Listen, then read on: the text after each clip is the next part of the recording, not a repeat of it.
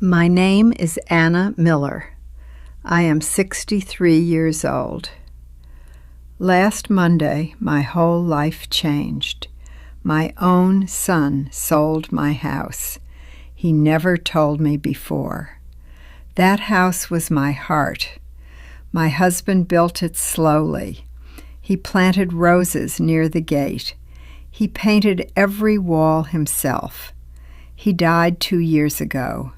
Since then, I lived there alone, but I never felt fully alone.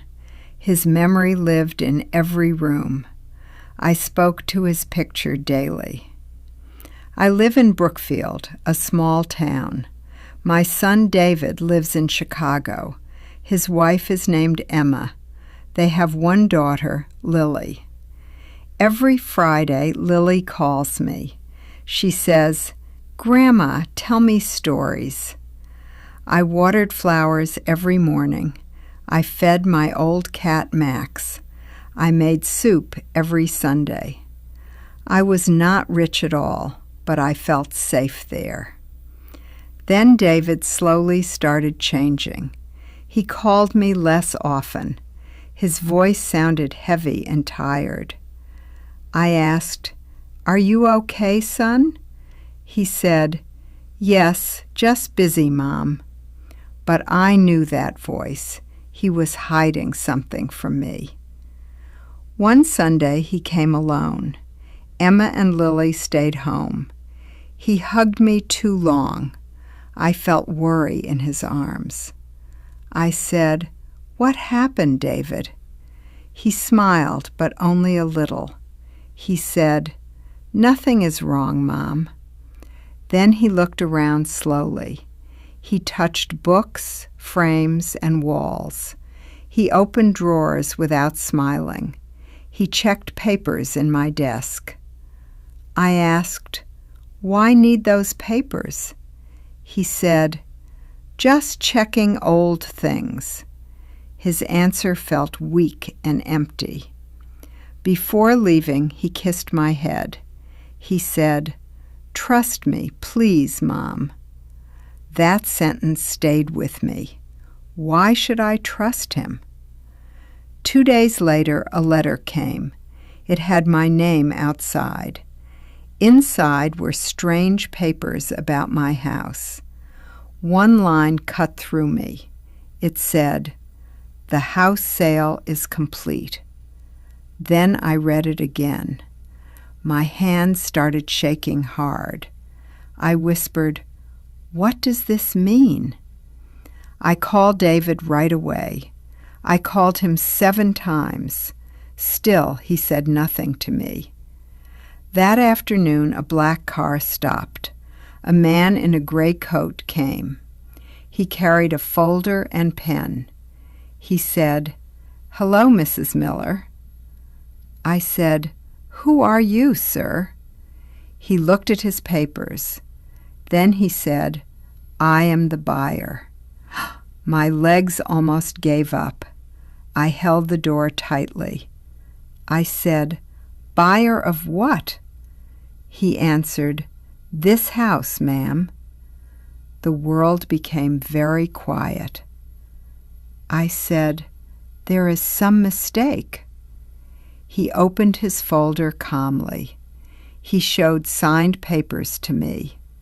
I saw my own name. I saw David's name below. My eyes filled with tears. I said, "Please leave now." He stepped back very slowly. He said, "I am very sorry."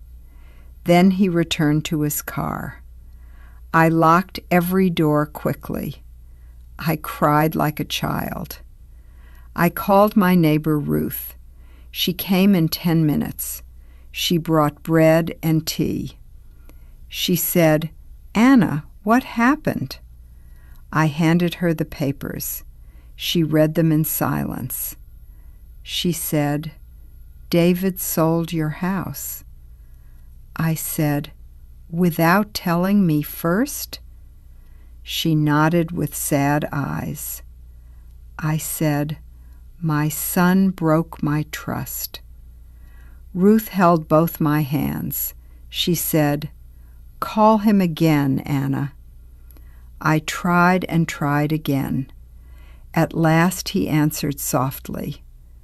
I shouted, "How could you, David?" Then he said, "Please hear me." I said, "You sold my home." He said, "Mom, please trust me." I said, "No, not anymore." He said, "I can explain tonight." I hung up at once. That evening he arrived late. Rain hit the porch roof. He stood under the yellow light. His face looked tired and wet. I opened the door hard. I said, "Come in, stranger." Max hissed at his shoes. David sat at the table. I stayed standing near him. I said, "Tell me everything, now." He rubbed his forehead slowly. He said, "I wanted to protect you."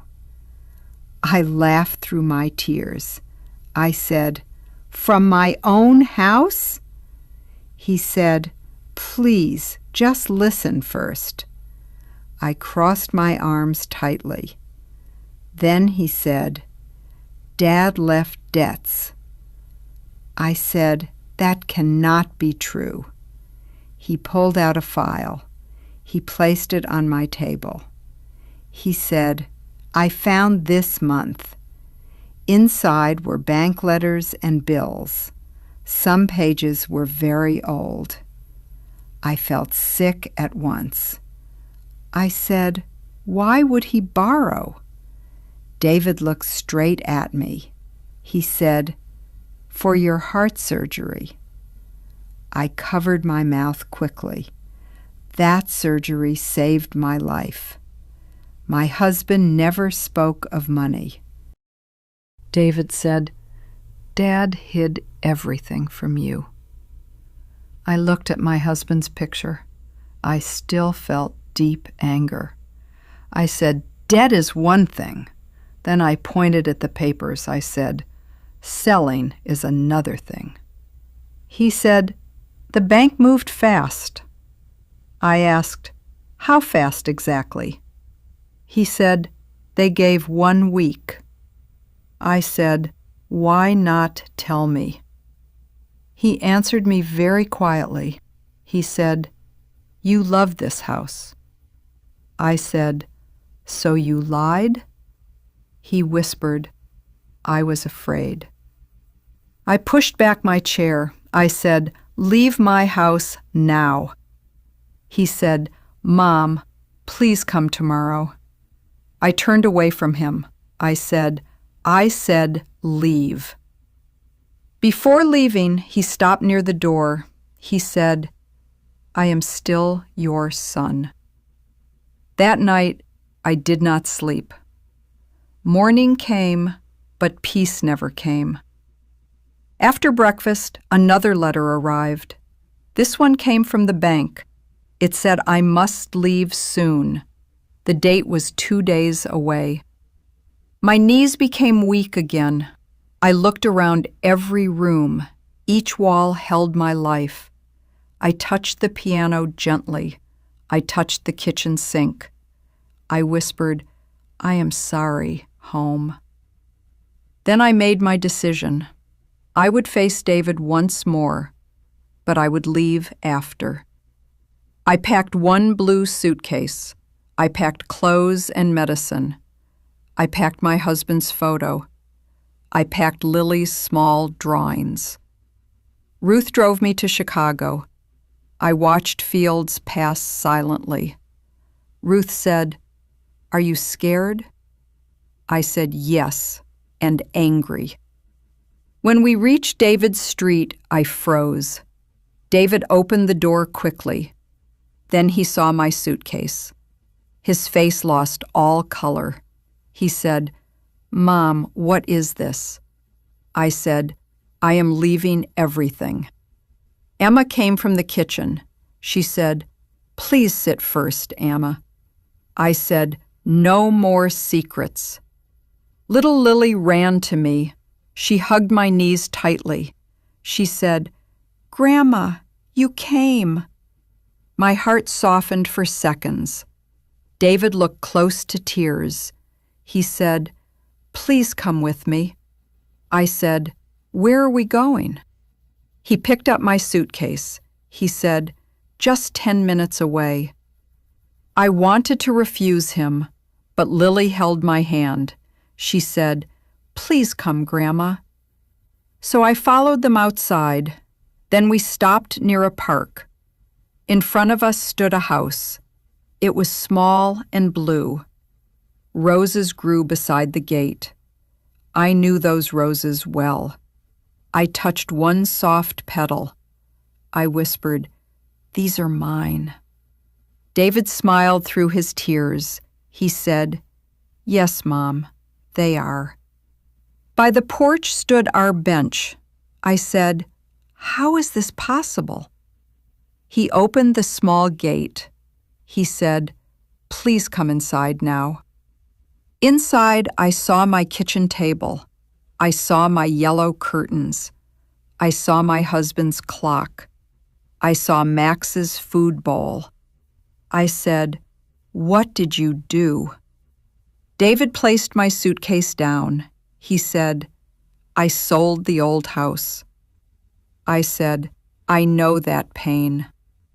Then he said, "I bought this one." I stared at him silently. Emma stepped closer beside him.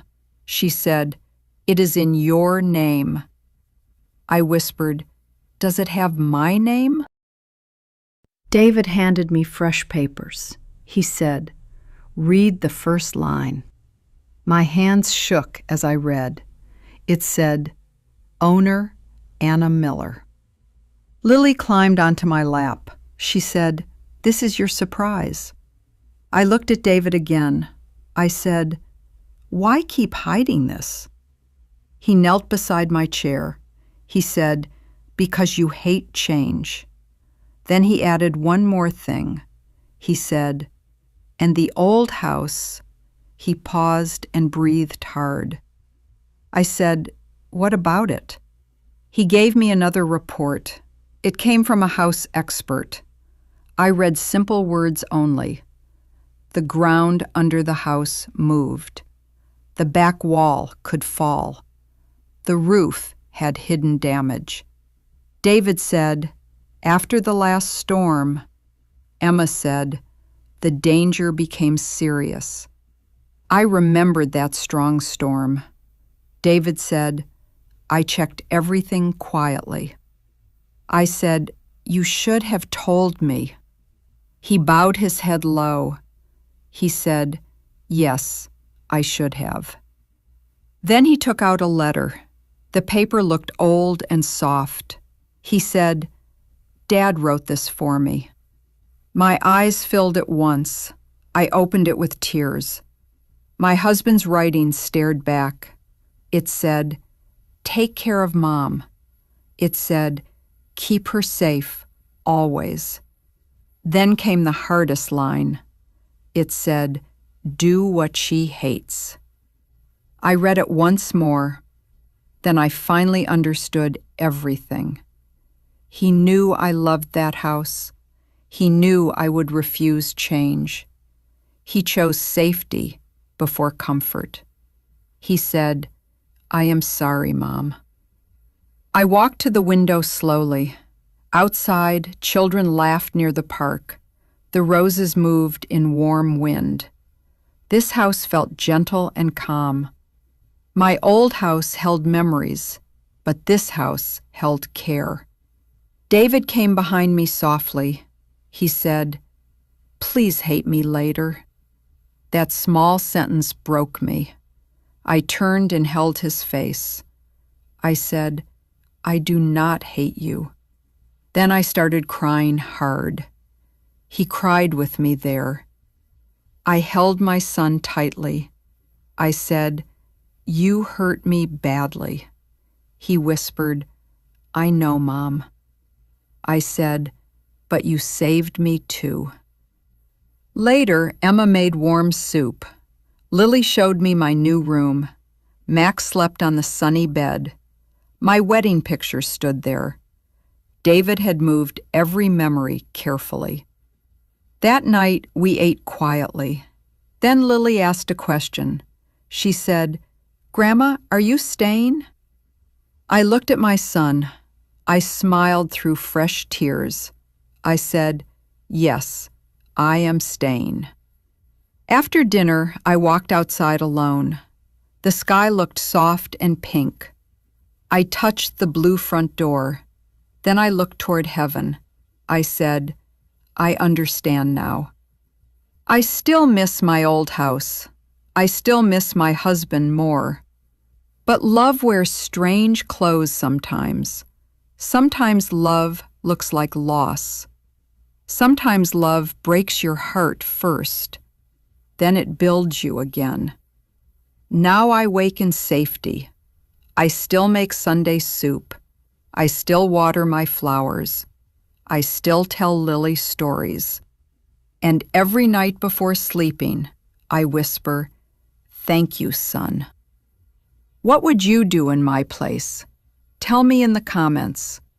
If you like this story, please like, comment, share, and subscribe.